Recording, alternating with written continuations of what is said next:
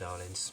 Right, welcome to part 3 of my reading of the zine, What About The Rapist? Anarchist Approaches to Crime and Justice. Right, so in part 3 we are going to start reading part 1 of the zine. Okay, part 1. Transformative Justice. Accountability processes, examined in detail in the next section, are grassroots, dialogue-based responses to abuses of power founded on principles of transformative justice. While not a fully fledged theory, transformative justice has origins in some indigenous practices, mediation work and restorative justice, which it closely resembles. Like restorative justice, it strongly opposes punitive responses to crime, places the parties in conflict at the centre of the process, and is, in theory at least, voluntary. Like restorative justice, it facilitates understanding between individuals and allows them to agree steps to repair the harm caused. However, transformative justice advocates have rightly accused restorative justice of being co-opted by the state, which undermines its potential to challenge structural inequalities. For instance, in the case of domestic violence, restorative justice at best restores both parties to the unequal positions they held before the abuse took place. A number of groups and NGOs have claimed allegiance to transformative justice, despite it remaining, theoretically, very underdeveloped. Some groups, like Generation 5, whose mission is to tackle child sex abuse without recourse to the criminal justice system, have also identified with transformative justice and have developed their own understanding of it, discussed in the CrimethInc article. In the US, over the past decade, a number of radical communities and projects have been experimenting with one transformative technique to have emerged: accountability processes. These ideally assume the following form. A person makes an allegation, a handful of people form a support group for that individual. The support group convenes a process and organises a similar support group for the perpetrator, who will be asked to broach the issue with this individual. The perpetrator agrees to participate in a process. The two groups gather in a session which is run by a neutral facilitator, during which both sides are given time to discuss their feelings. The perpetrator acknowledges responsibility and an agreement is reached on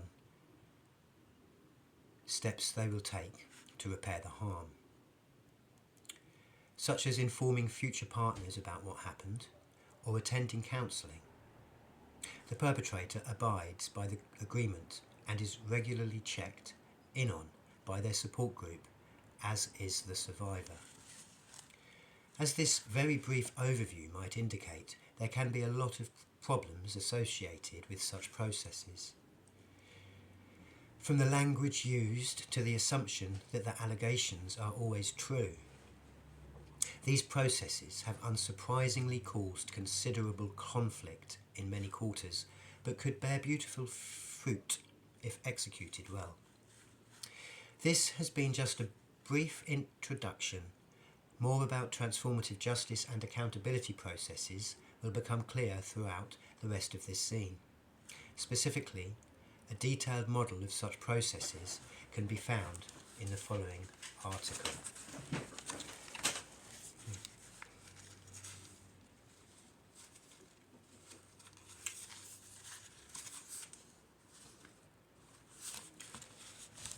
Beautiful, difficult, powerful. Ending sexual assault through transformative justice. This is an article by the Chrysalis Collective. The Chrysalis Collective formed when a friend and member of our community experienced acquaintance rape by another local activist. Diane was a woman of colour involved in several local organising projects. Through her activism, she befriended Tom, a white male grassroots organiser working full-time in primarily poor people of colour communities. As their friendship grew, Tom expressed his romantic interest. Diane made it clear to Tom that she was both unavailable and uninterested. A few months later, Diane felt that Tom betrayed their close friendship by manipulating her into sexual situations that she did not want. Their friendship abruptly ended. After several months of confusion and anxiety, Diane painfully realised that she had experienced acquaintance rape. Aware that the state and its prisons are the biggest perpetrators of violence against our communities, Diane looked elsewhere for solutions. As infuriated and upset as she was with Tom, Diane knew that putting him in jail would not bring about the healing, the justice and the peace that she wanted for herself, Tom and the community. She gathered her close friends and formed the Chrysalis Collective. We were a group of women and trans folk of colour with experience organising around reproductive justice, queer health, racial justice, gender justice, youth issues, immigration rights, and food justice. At that time, we didn't know how to build a transformative justice collective, how to make Tom accountable, what transformative justice models already existed, or what our next steps might be. But we did believe in transformative justice as a path of individual and collective healing through accountability, compassion and commitment. It was a way of creating a system of community-based justice grounded in the humanity, not the brokenness of its members, and in our creative capacity to transform and healing from living in a violent and imbalanced society. Instead of turning to the state, we drew on the strength and resources already in our community to end sexual assault and build safer, healthier relations among and between activists. This is the story of our process, what we did, how and why we did it, what worked and what didn't. Our story won't apply to everyone, or perhaps even to anyone, but we hope our offering to this beautiful, difficult and powerful movement for transformative justice will inspire the work folks do in their own communities.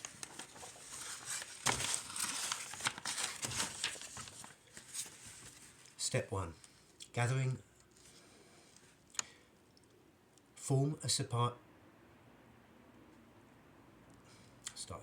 Gathering. Form a survivor support team, SST. Our first step was to form a survivor support team of folks who wanted to turn this community accountability idea into a reality. Diane called together a team of trusted friends and organisers. Some questions we considered were: whom does the survivor and her allies want in the SST? What are the goals of the SST? What are the expectations, skills, commitment levels and availability of the SST? What resources does the SST need to prepare and gain confidence for the work ahead? The first meeting was a 2-day gathering that included a lot of tears and tissues, visiting the ocean and expressing a commitment to support Diane and see this nascent TJ process through to the end. During this initial meeting, we also developed our initial goals for the transformative justice process. We created separate goals for Diane, the SST, Tom, and our communities, including help Diane seek healthy, healing path, join a survivors group, not blame herself for what happened, and keep a journal. have Tom agree to work with the accountability team. We plan to organise, seek counselling, share with friends that he is in a transformative justice process and admit to the assault. Ensure that the SST and AT commit to a survivor-centred transformative justice process. Recognise Tom's humanity. Create a community-based alternative to the state and eventually share their experiences with community organisers and groups. At the time, we had no idea how we were going to meet these goals and whether it was even possible. Yet the aspirations we named when things were new, raw and unmapped have remained our guiding force throughout the entire transformative justice process. Since neither Diane nor our support team had much experience in transformative justice or accountability work, our next step was to read everything we could find on the subject. Our team spent several months learning, brainstorming and talking about how to approach Tom.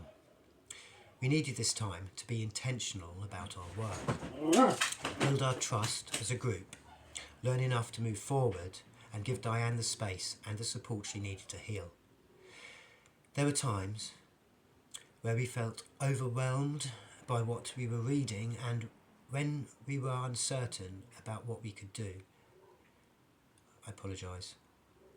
There were times where we felt overwhelmed by what we were reading, when we were uncertain about what we could do, and when Diane had some rough nights. We built our trust by continuing to show up for Diane, for each other and for ourselves. Step 2. Expanding. Form an accountability team. It's AT. Next, we begin the process of forming the team that would be responsible for working with Tom to hold him accountable. Early on, the SST had concluded that we did not want to take part in working with Tom. We wanted to be able to focus on Diane's healing and also felt that we would not be able to distance ourselves enough from our anger at Tom to work compassionately with him.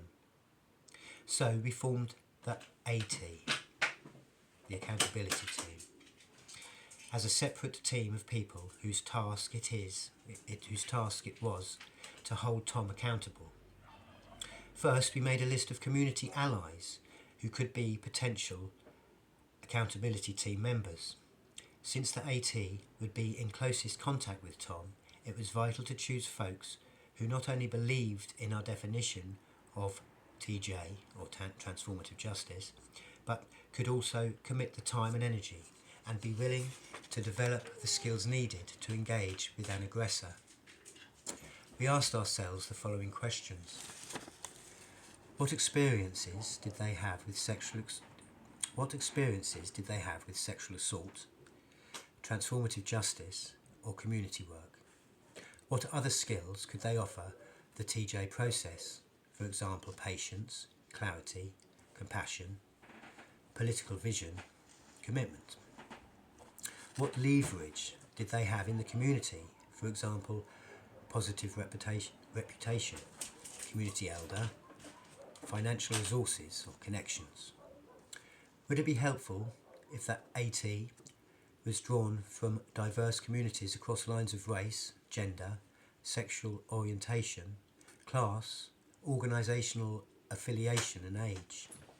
In our case, the aggressor was a middle-class, straight, white male with a pattern of not listening. We felt that an AT, accountability team, led by working-class women of colour would be less effective than a predominantly white and or male accountability team. And finally, did they know Diane and or Tom? Forming an intentional community of people as the AT was key to the process of creating safe spaces for Diane and Tom, and crucial to our TJ work, transformative justice. For us, the TJ process was not about shaming or threatening the aggressor. It was about a deep transformation based on radical reflection, community accountability and love. Next, SST members contacted the folks individually on the list. Since their vocational circles overlapped so much, Diane chose to keep her and Tom's identities confidential. Without divulging, the SST informed the potential ally that a sexual assault had occurred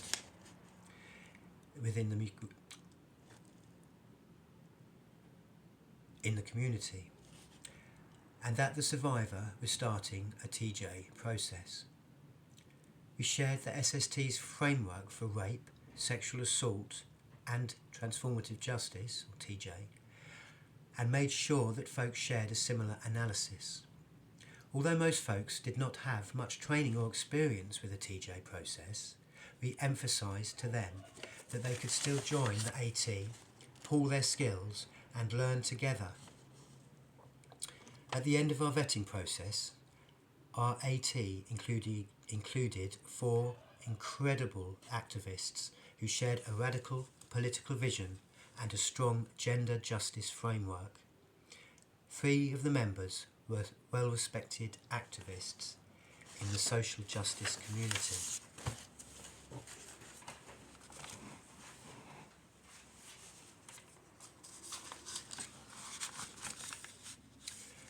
With decades of community work and organising experience, a few had previous experience of confronting perpetrators of sexual assault.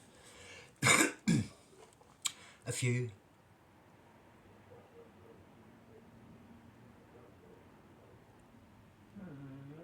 and one was involved in ongoing prison abolition work. The majority of the accountability team, or AT, was white, male and straight, reflecting our intentional strategy.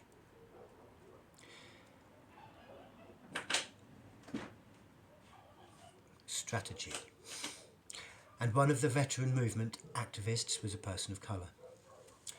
All of them knew Tom and/or Diane, and several had close working relationships with one or both of them.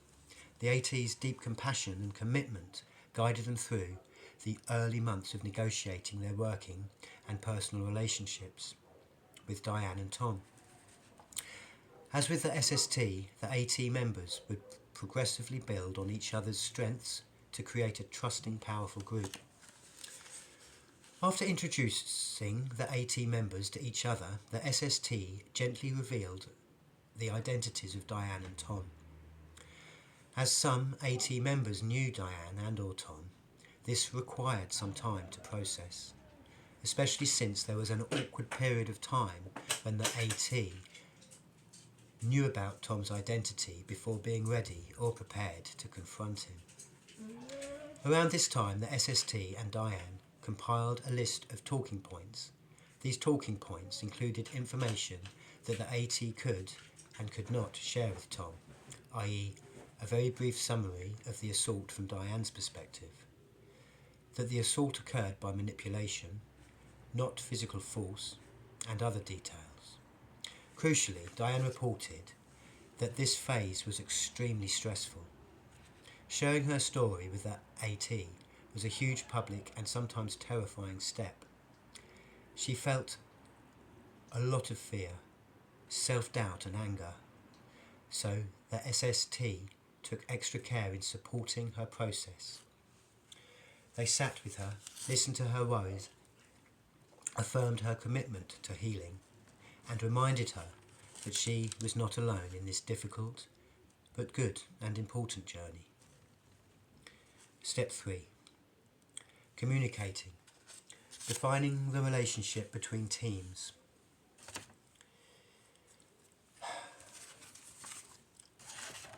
For each group, we outlined clear expectations and roles. However, we kept open the possibility of shifting them as needed. The SST, Survivor Support Team, focused on Diane's needs and desires throughout the TJ process, educated themselves about TJ by checking out resources in books, zines, on the web, and in our communities, supported Diane's healing process as an individual and within the TJ process, initiated, monitored and evaluated Tom's accountability process through the AT, communicated between the AT and survivor, making sure that the AT knew Diane's needs and gave Diane updates of the AT's process while respecting how much or little she should know with respect to her healing process. The accountability team, AT.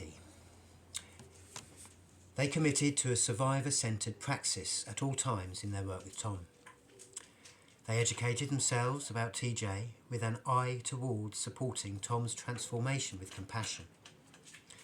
Our AT also had to balance taking the time to be fully prepared with the urgency of transforming Tom's behaviour. Work directly with Tom to achieve accountability and transformation. As a group, they had to gain Tom's trust and commit to honouring his humanity.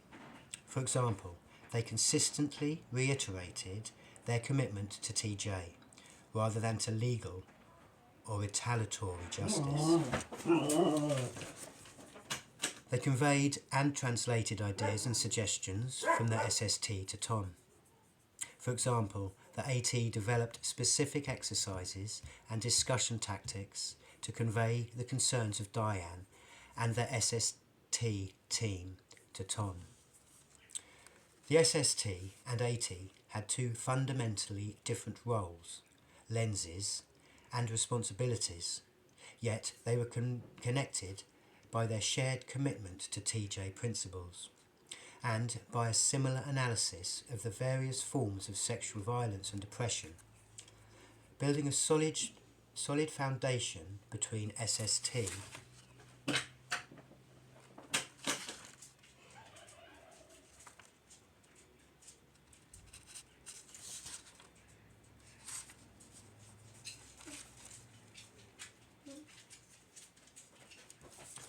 and AT laid the groundwork for what was to come.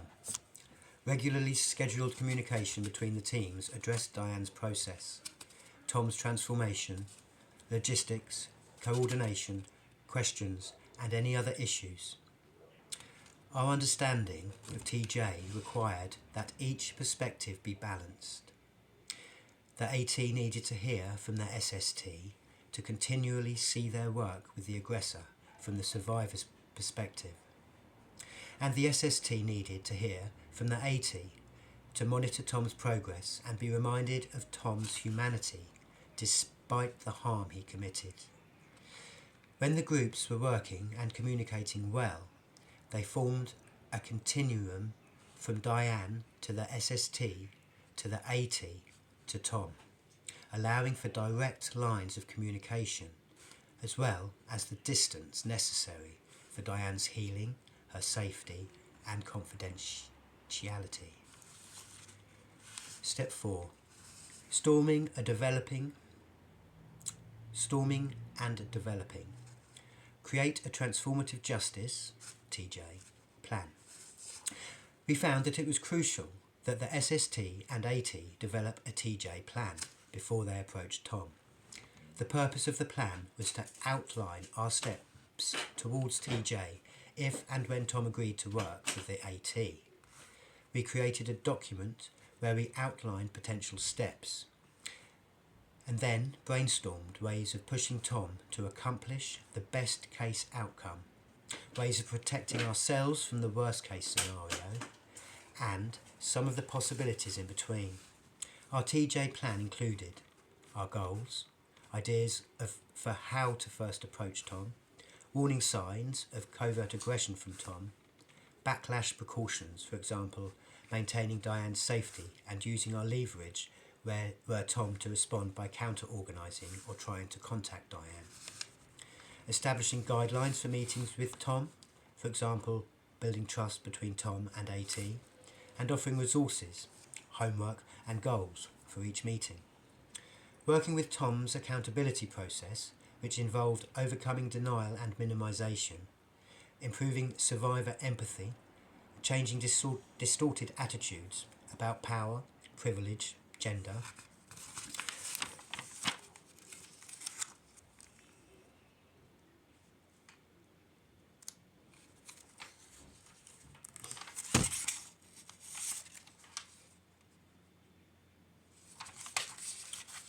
learning good consent and intimacy practices, and co-creating a relapse prevention plan. The actual TJ process proceeded differently than what we had imagined in our brainstorm. Some ideas were never used, and others had to be developed along the way. Even though not everything was used, it was really helpful for the SST and AT to have thought through these issues together and anticipated possible reactions and outcomes. Our plan was imperfect, incomplete, and did change. But it was much better than having no plan at all. We drew on the good resources we already had and embodied to make the plan as strong as possible. Step 5. Summoning. Prepare for the first approach. Our AT and SST spent several months mentally and emotionally preparing for the initial approach and first meeting with Tom. The SST and AT lined up, vetted and interviewed local resources such as therapists, men's groups and other TJ resources. We found that local community resources for aggressors in relation to sexual assault and TJ were weak. So we explored regional and national support networks as well. We also asked, where and when would the first approach occur? Which members of the AT would approach Tom? How would they invite Tom to the first meeting?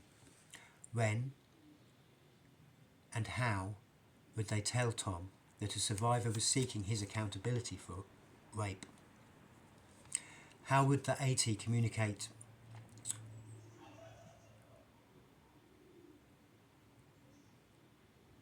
about the first approach?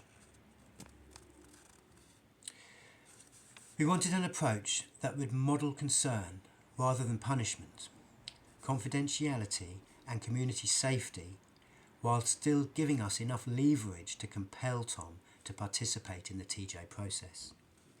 In our discussions, it was helpful for us to distinguish our tactics for the initial approach. When we would ask him to come to a meeting about a community concern, and the first meeting where we would tell him that the community concern was his behaviour and Diane's experience of rape. It was agreed that two folks whom Tom respects would do the initial approach and keep the exchange brief and general to avoid tipping him off as to what the meeting would be about. We felt that this plan would maximise our chances of getting him to the table to listen to our concerns, be willing to participate in the TJ process and minimise any reaction that could endanger Diane. The success of the initial approach would rely on the fact that Tom cared about the community and would want to be part of the solution to a community problem. The success of the initial meeting would rely on the fact that these concerns would be brought to him by people he trusted and respected, and that it would be done in a way that was not about shaming or punishing him. Preparing for this step was important because Tom's reaction could not be predicted, and how the AT responded could influence Tom's participation in the TJ process. What if Tom refused to engage with the AT, leaving everyone unhealed and the community endangered? What if Tom freaked out when his behaviour was named as rape? What if everything went as planned? We simplified our preparation for the first approach by assuming a best-case scenario. But we also developed a list of tactics to influence and raise the stakes for Tom in case he resisted, for example going to his friends and colleagues. The AT chose two members whom Tom respects and who have worked directly with him. After a community event they all attended, the two members casually approached him and said, "Hello, we would like you to join us for a meeting about an important matter concerning a member of our community." They diverted Tom's questions about the community member's identity by saying, "There are issues of confidentiality. We'll talk about that at the meeting." Neither the assault nor the TJ process were mentioned. For the first approach, we felt the less said, the more likely Tom would participate in the first meeting, where the details would come out and then the real work would begin. We were wary of sharing any more information about the assault or transformative justice process with Tom for fear it would scare him away, trigger aggressive behaviour, or turn him off. Our primary goal was to invite Tom to a first meeting, and fortunately he agreed to attend. Immediately after the initial approach, the two members processed the experience with the rest of the AT and SST, as everyone was anxious to know how it went. In hindsight, we've realised that this approach had the extra benefit of activating within Tom the mental frames he and we needed for this process: responsibility, caring, trust. We were going to trust him with a community concern. At the possible cost of him feeling betrayed by our half-truth, in contrast, an authoritative approach would likely activate an offensive, defensive response in Tom, so he could regain his way, the opposite of what was needed in the process. And truthfully, we just felt uncomfortable acting as an authoritative, top-down manner rather than modelling horizontal cooperation. Although this first invitation to the process seemed simple enough, it was extremely stressful time for Diane, the SST and the AT. We supported Diane and each other through our feelings of doubt and anxiety, and whether the first approach and meetings would be effective. Unfortunately, we were not prepared for the growing internal stress in the groups. Our SST and AT lost some folks due to the increased intensity of the process and the time commitment.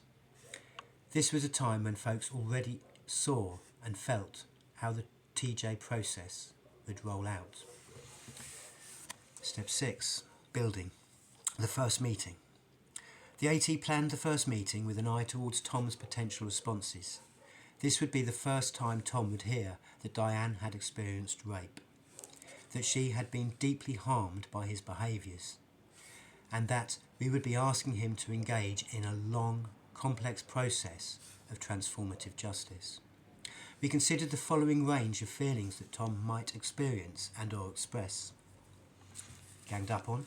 To minimise the chances of this happening, we limited the first meeting to the 2 AT members we had selected, community leaders and elders who modelled cooperation, not domination, to make the initial approach, because among us, they were the most trusted and respected. Denial, outrage, remorse, shame, guilt, fear and defensiveness. With these feelings in mind, we didn't expect much at first. We set and kept good boundaries and used active listening. Betrayal by the survivor and AT. We tried to build trust and safety right away by compassionately but critically listening to his experience, giving him space to feel betrayal and denial, and allowing him to offer some input to his TJ process. Overwhelmed by too much information. To avoid this, we kept things simple at first. At the first meeting, the 2 AT members gently told Tom that a community member experienced his behaviour as rape. They revealed Diane's identity and shared a few of the SST's talking points. The AT folks explained that Diane and the community had experienced a harm which must be healed in a responsible way. These points were communicated both verbally and in a written document for Tom to reread and process later. Some of these points were: the AT was there to serve the needs of Diane and the community. The AT would support Tom in his accountability and transformation process. The AT would provide Tom with a simplified statement or version of Diane's experience, rather than a detailed account that could lead to a debate over what had happened. The AT acknowledged that Tom's intention and experience might be different than Diane's. The AT set clear boundaries around the survivor, i.e. do not contact Diane. The AT valued Tom's contributions to the community. The AT and Tom had a mutual interest in stopping sexual assault in the activist community. The AT invited Tom to bring his needs and goals to the next meeting. The AT members were also prepared to validate Tom's story, feelings and experience. If offered, repeat our support of the survivor experience if Tom tried to blame Diane for what happened. Deflect questions or challenges about the incident, violation process or Diane until the next meeting. Avoid volunteering any additional information to be helpful. Ask if Tom had friends to process with afterwards. Establish Tom should communicate with the AT through a pre-designated point person. After this meeting, the AT members debriefed, updated the SST, supported each other and relaxed as best they could. Their work had just begun. Step 7. Transforming. Meetings with the accountability team. Fortunately, the initial approach and first meeting led to regular meetings between Tom and the entire AT. During each meeting, the AT allowed generous time to check-ins and emotional processing. As expected, our personal feelings such as anger and judgment arose, so we consistently re-emphasised the entire team's commitment to TJ, not to punishment, and to building a climate of trust and respect. In the initial meetings, the AT gave an overview of the process that we expected going forward. We solicited boundaries from everyone and developed shared goals, ensuring a place for Tom's voice in the process. We also learned not to expect much from him during the initial meetings. The work ahead was likely to be long, and we figured it was most important that each meeting led to the next one. As we've continued, the AT has played many expected and unexpected roles, such as supporter, friend, challenger, therapist, investigator, contract negotiator and judge. Always the AT and SST have worked together to make sure that the survivor-centred TJ process be guided by the goals of the TJ plan. The AT also focused on the shared goals produced with Tom.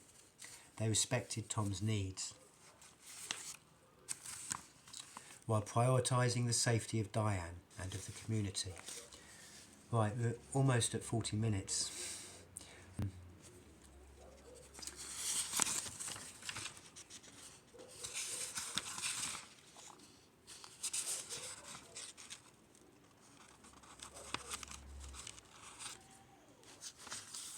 To be honest, I might as well continue.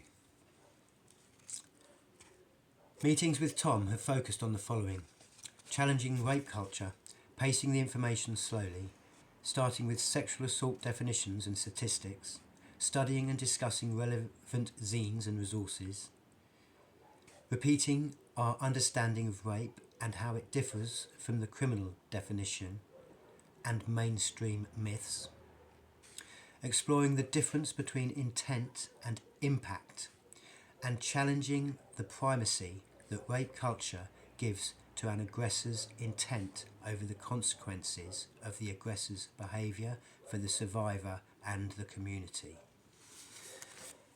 Exploring unrelated scenarios, describing situations involving culpability, intent, manipulation, and then connecting them to the incident. Asking what taking responsibility would look like even if Tom were blameless. Focusing on the survivor's experience, asking Tom how something looks and feels from Diane's perspective.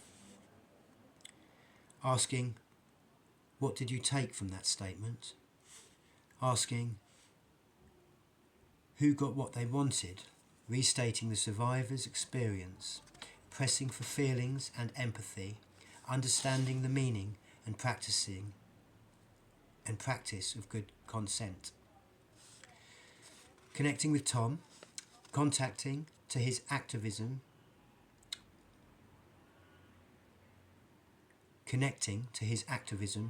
and using various anti-oppression frameworks that would be familiar to him, involving Tom in problem solving, pushing Tom to places of discomfort, asking Tom to imagine he is on an AT for someone else, assigning and discussing homework, practicing active listening and mirroring. We also expected Tom to manipulate conversations to avoid accepting the painful reality that he had deeply harmed Diane, and, by extension, the community. AT members attempted to avoid this by practicing role plays about defensive behaviours, developing mantras for tough situations, i.e. Diane experienced that as harm, debriefing together after every meeting with Tom, with a particular focus on detecting manipulation, debriefing with the SST after every meeting or two to check in with the TJ process, trusting the experiences and wisdom of the group members. Throughout this process, one difficult and recurring question was whether the AT and Tom had met their goals. The AT had clear goals for Tom, i.e. that he admit to rape and seek professional counselling. At the same time, we had been frustrated by how to measure or evaluate these goals.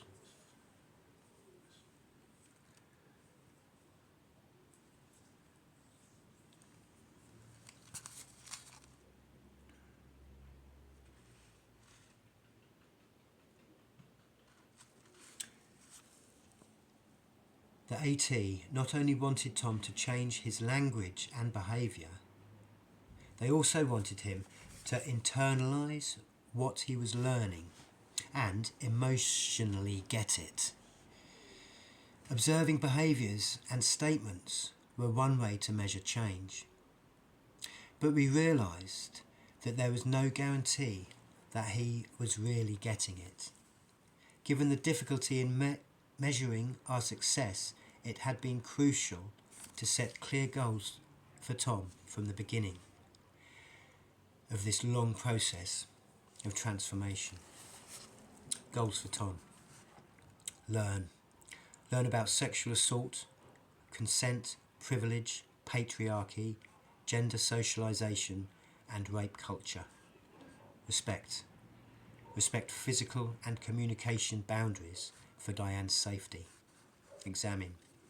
Examine his past behaviour for other experiences of manipulation and assault. Acknowledge and be accountable to that history. And keep the community safe in the present and future if this is repeat behaviour. Seek.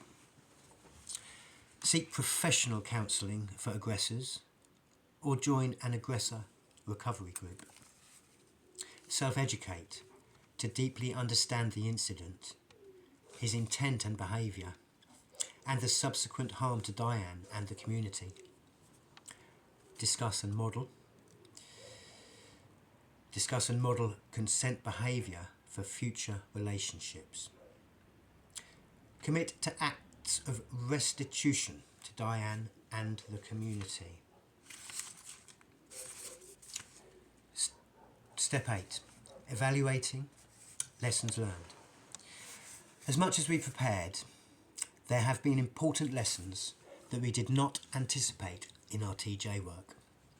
The situation and many rapes in activist communities involved coercion, manipulation and/or entitlement, not sheer physical force, and reflected how deeply rape myths and culture are embedded within our own activist circles.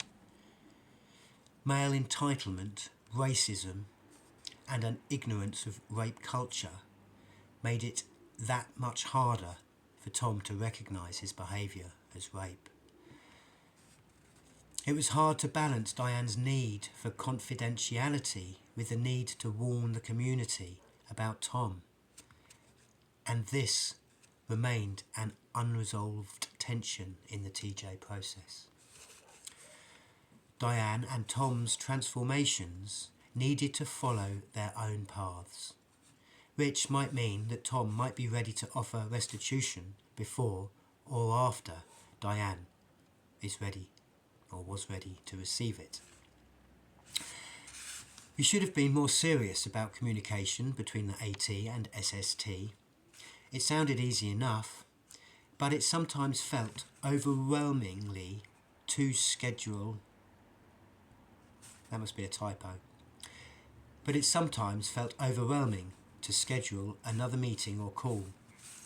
No matter what the excuse, we had learned to make time to check in. It is worth much more than we had first realised. The aggressor accountability process got so involved that the SST started to lose track of Diane's healing process. At one point, our meetings were all about Tom's progress, and we would run out of time before addressing what Diane needed. We are learning to put Diane's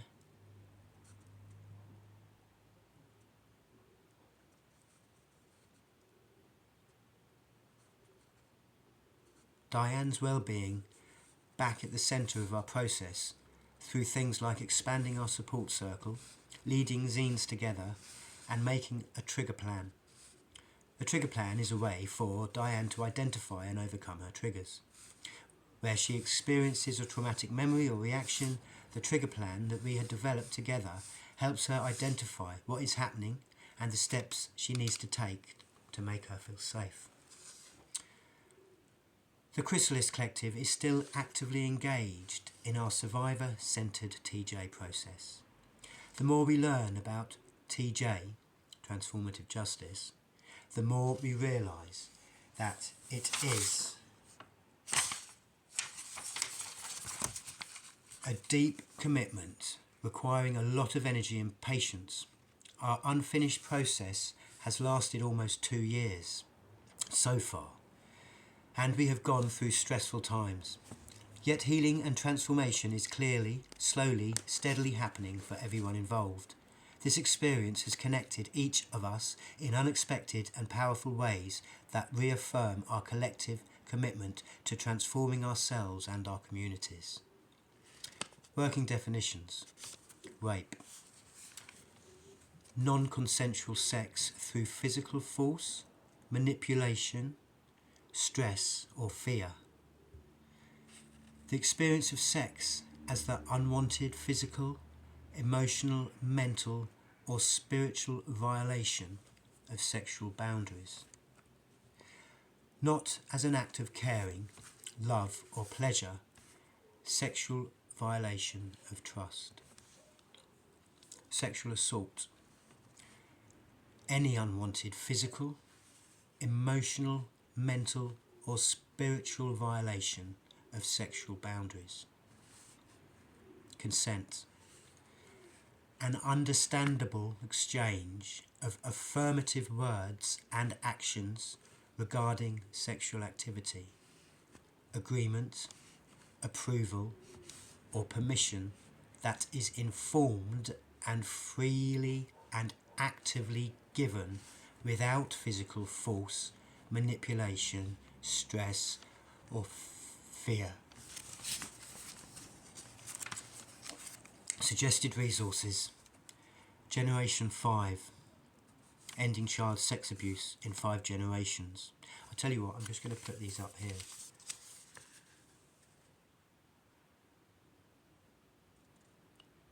Now it looks back to front to me, but I believe it will be the right way round when it's filmed. Okay. So, I think that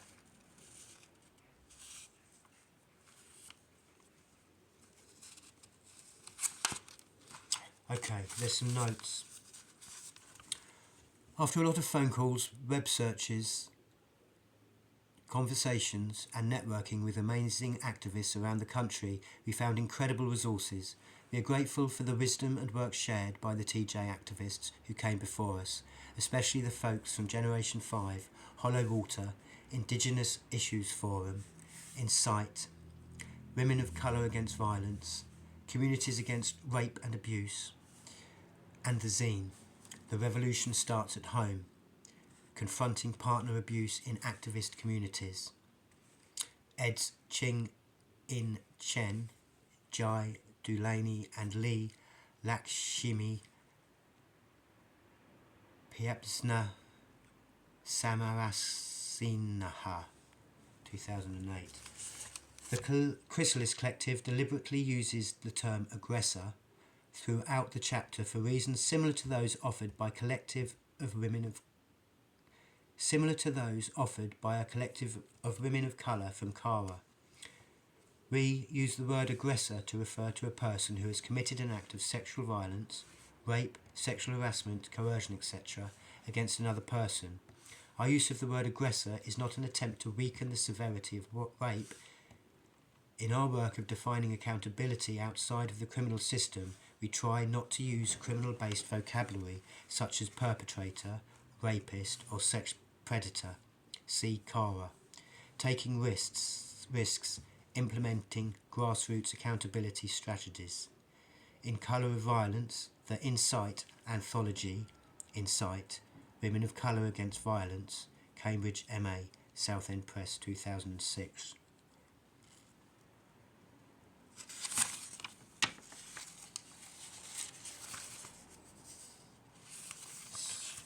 So that's it. That's almost an hour. Hopefully, once it's edited, it won't be quite so long. So that's the end. Thanks ever so much for watching. That's the end of my part 3.